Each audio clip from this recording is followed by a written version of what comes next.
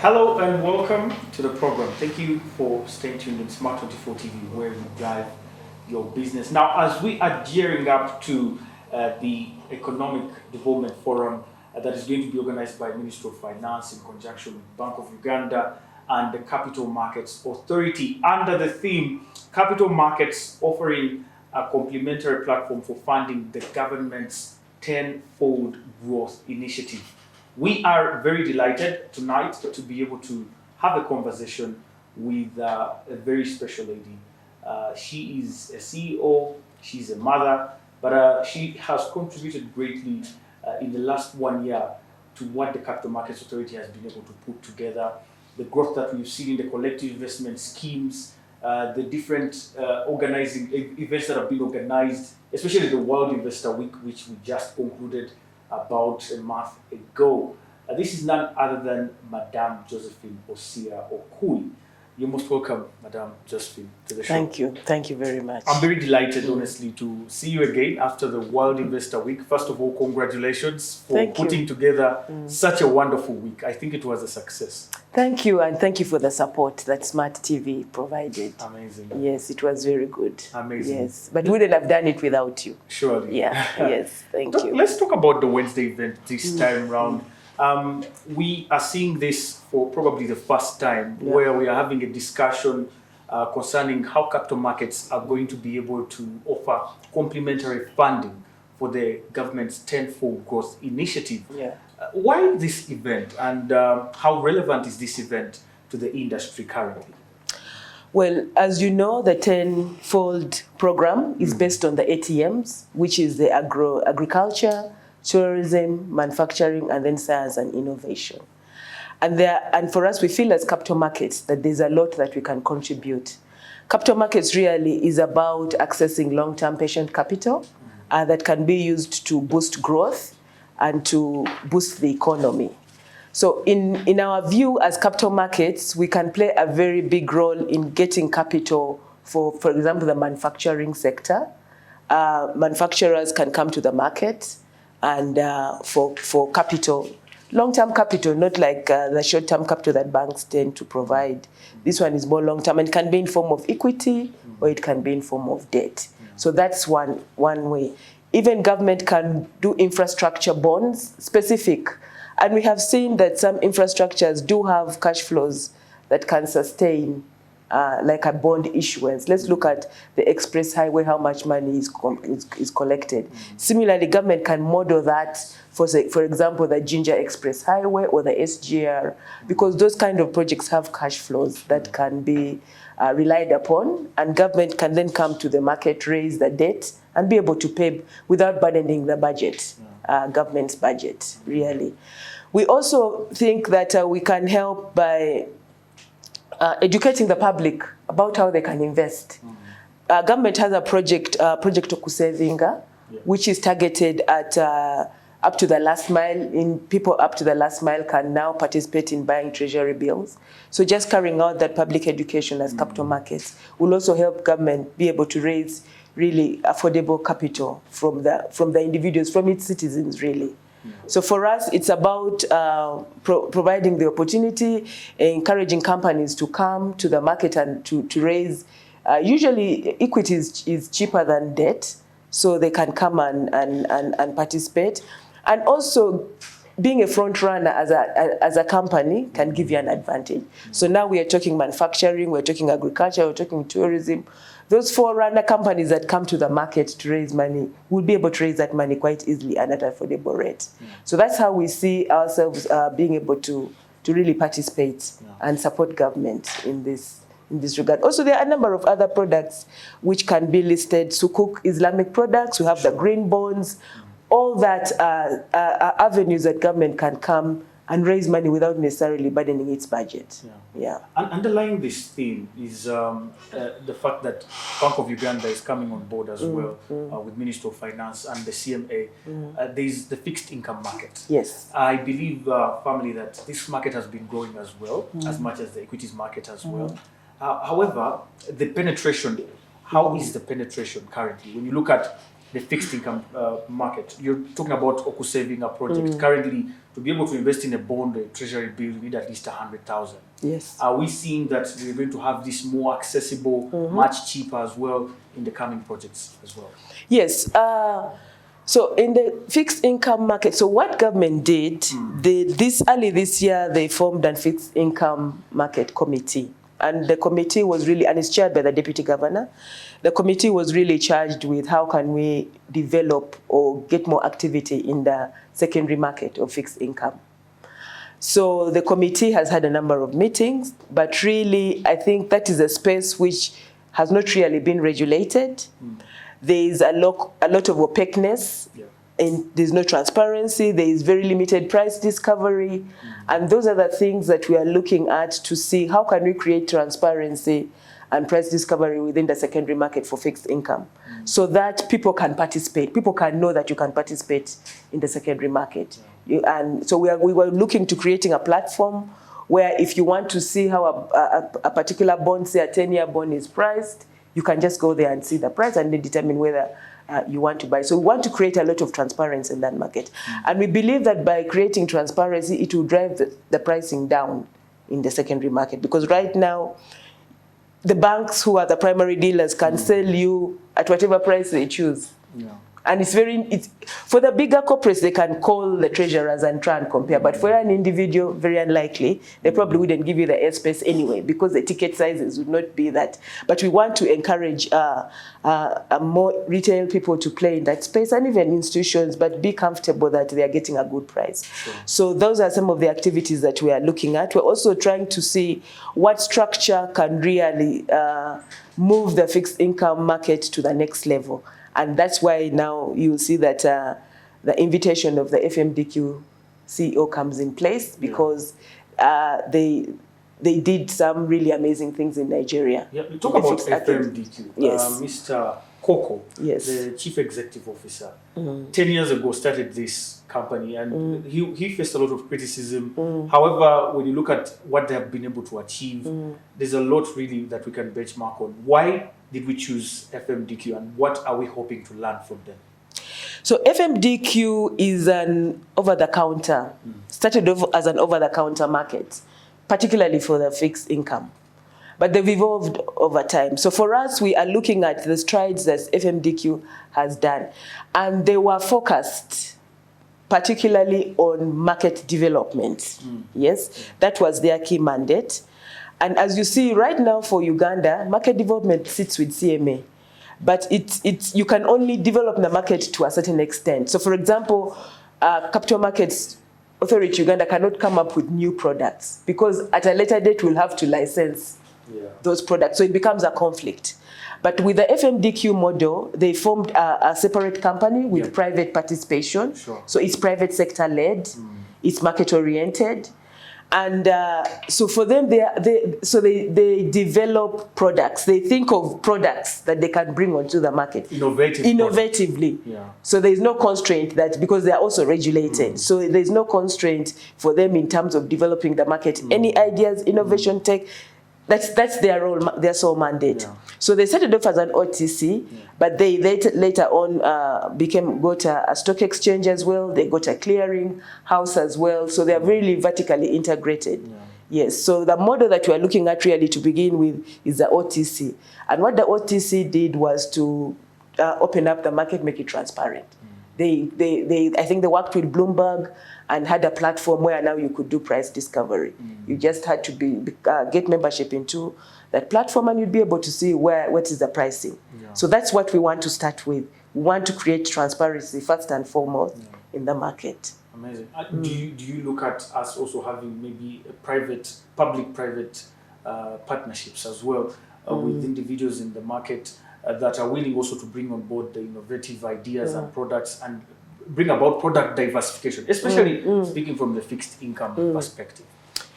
One of the challenges we have is product diversification in our market. And therefore, for us, we are looking at a partner who can come and bring products to the market. Yes, and I think that is the key thing. We need options. You need options. Yeah. We can't be on just equity. Corporate bonds have been far apart. Yes. So we don't even have commercial paper. You see, that kind of thing. So we really need, we don't have really derivatives. So we need someone to come and develop products that are tailored to the Ugandan market, and then encourage our investors to be able to come and participate. And for public-private partnerships, so FMDQ, the central bank was invested in it, but what they did, they then invited the banks and the brokers to come and invest and be partners in it.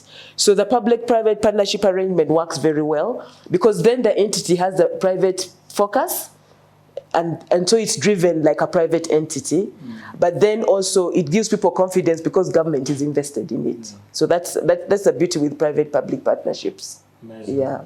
Well, when you talk about capital markets in Uganda, there's been a question of awareness. Yes. And as CMA, you're mandated to do public education, public awareness, increase awareness.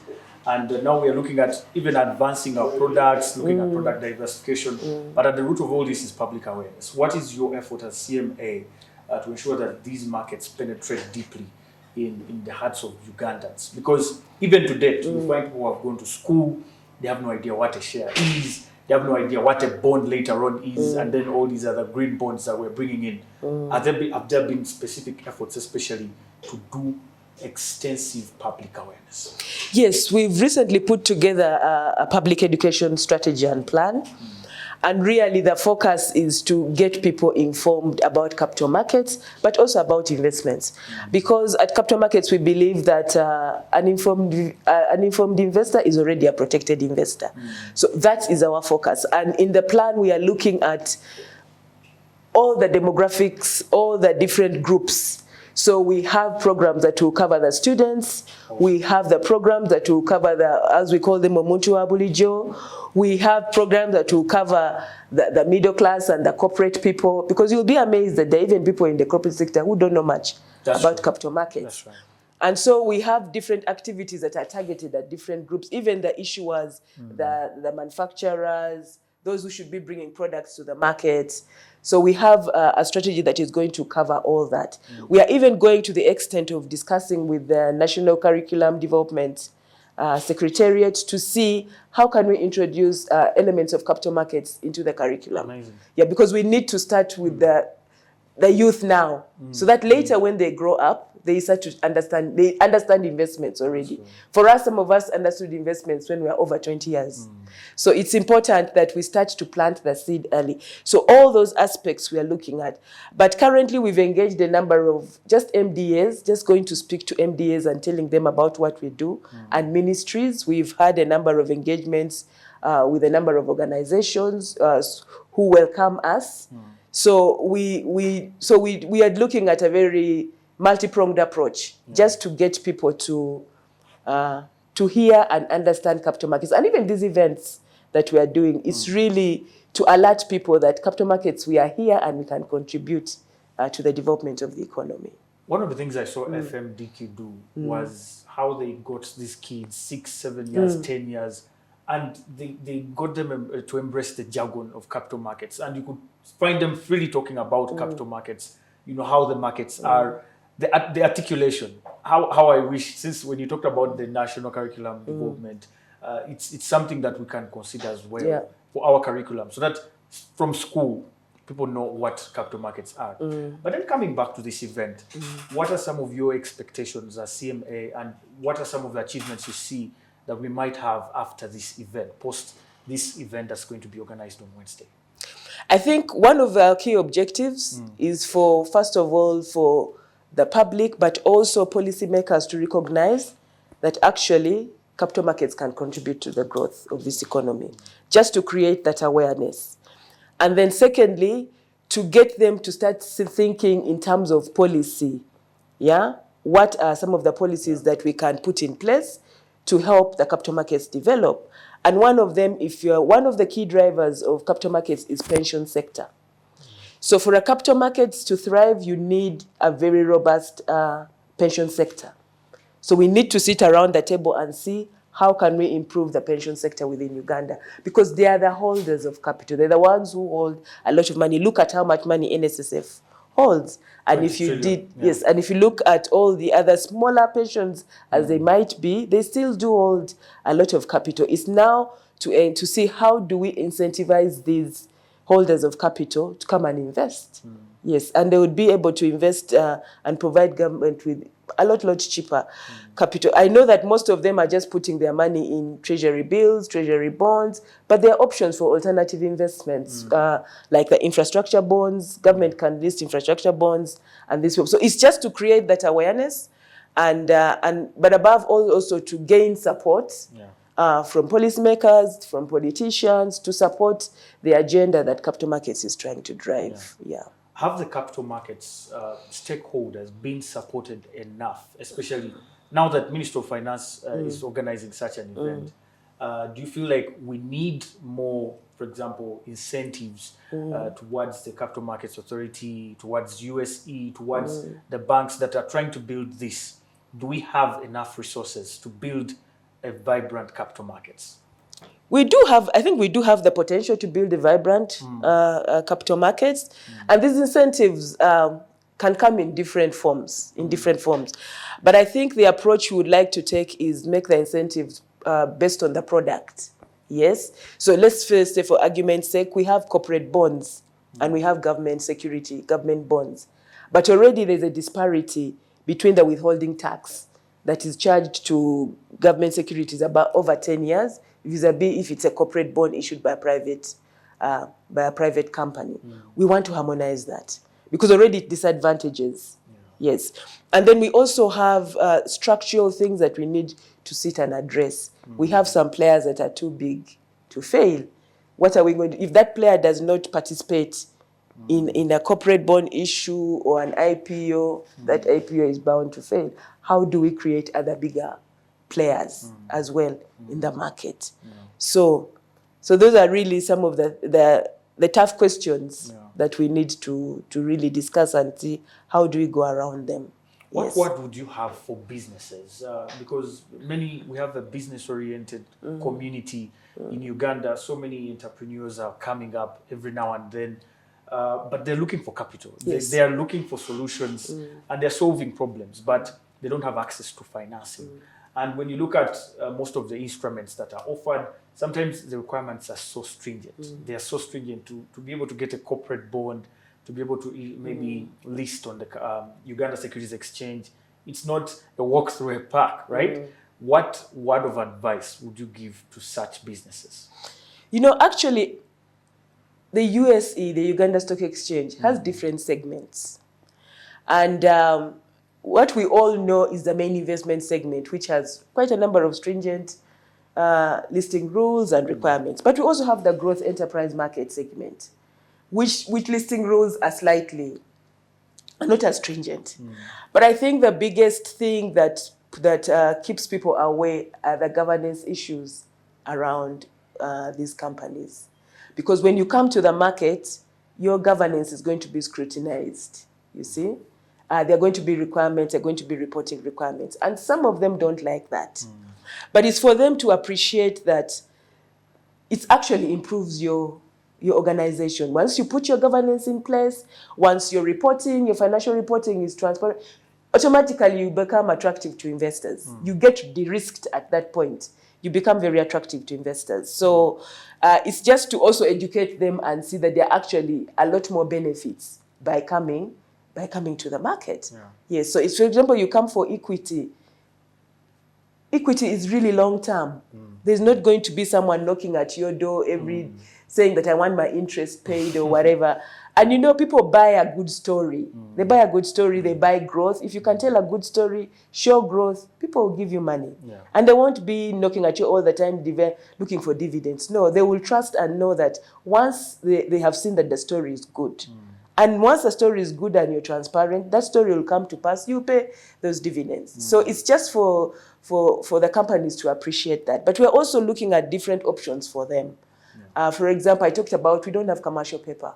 That's an option that could come. They could list commercial paper. Short term commercial paper. That the requirements are not so stringent. But it's also for us as the market to get people to bring products, to innovate and bring simpler products that are adapted to our situation. Yeah. Yes, it's not everyone cannot list an IPO.